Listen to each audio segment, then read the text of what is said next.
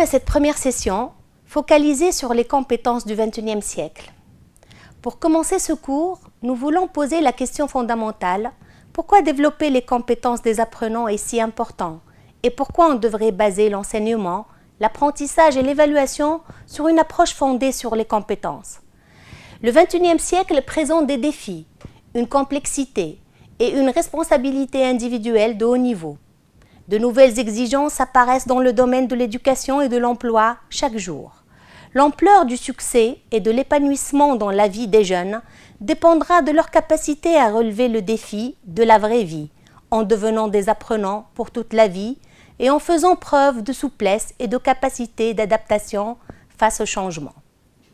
Les connaissances et les compétences de base, telles que le calcul et l'alphabétisation, sont nécessaires, mais ne suffisent plus à répondre aux exigences complexes de la demande sociale d'aujourd'hui, dans une économie mondiale de plus en plus concurrentielle.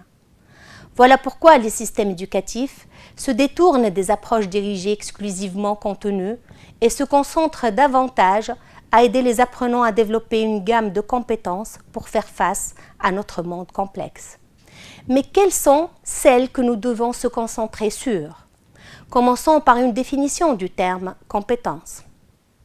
Une définition donnée par Marc Romainville affirme qu'une compétence peut être définie comme un ensemble intégré et fonctionnel de savoir, savoir-faire, savoir-être et savoir-devenir qui permettront face à une catégorie de situations de s'adapter, de résoudre des problèmes et de réaliser des projets.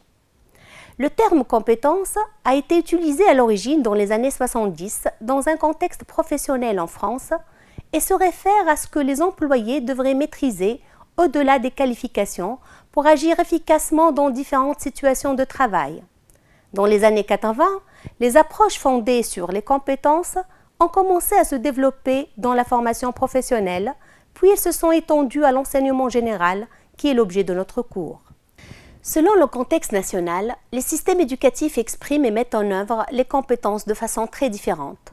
Plusieurs groupes de recherche travaillant sur les compétences du XXIe siècle s'accordent pour décliner les compétences en 4 dimensions: la façon de penser, la façon de vivre dans le monde, la façon de travailler et les outils de travail.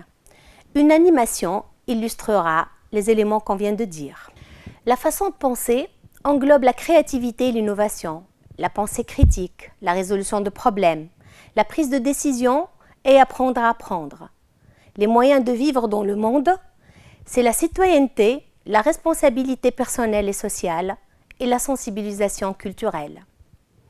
Les méthodes de travail concernent la collaboration et la communication. Les outils de travail concernent l'alphabétisation de l'information et de l'alphabétisation surtout d'éthique.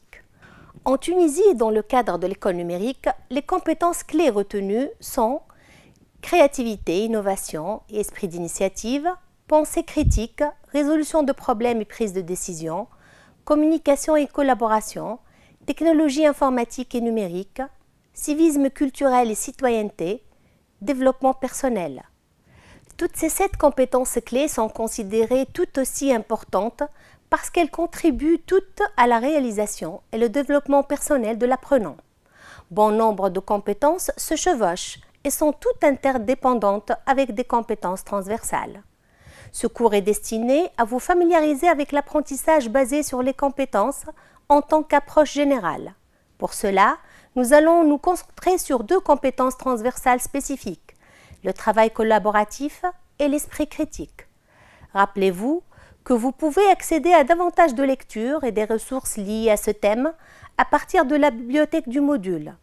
Nous vous encourageons également à visiter le forum du cours où vous pouvez discuter les définitions mentionnées ainsi que la façon dont ils se rapportent à votre propre discipline. J'espère que cette première séquence vous a été bénéfique. Bon courage pour la suite.